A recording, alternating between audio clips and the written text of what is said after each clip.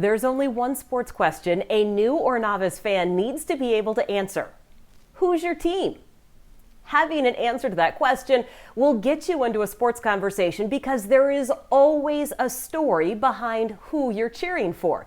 And when you have one team that you're focused on, it is a whole lot easier to build your sports knowledge base by focusing on just one team or maybe even one player on that team.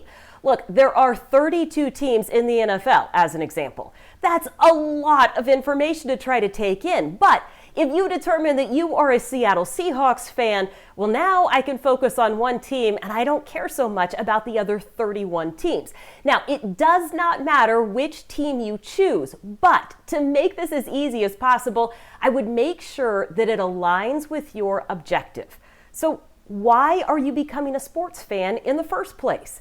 Is it to be more engaged in family conversations that you previously sat out of because you really have nothing to contribute about the Seahawks season? Is it to make sure that you're not being left out of conversations at work when meetings start with small talk about games that happened over the weekend? Or maybe it's knowing that you have clients who enjoy going to sporting events and you want to be part of that group that entertains them and that builds better business relationships. Whatever the reason, make sure that your fandom aligns with the objective. If you are starting from scratch, the easiest place to start is with a popular local or regional team.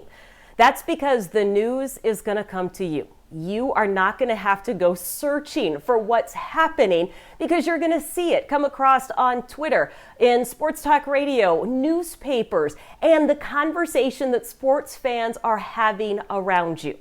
Speaking of those conversations, when somebody asks who you're cheering for, remember that there's no right or wrong answer. And the story behind it is worth a conversation. It does not need to be a long conversation, just enough so that you can get to know somebody. Because at the heart of becoming a sports fan and being able to talk sporty for business, it's about connections and relationship building. Keep that in mind as you consider who you're cheering for.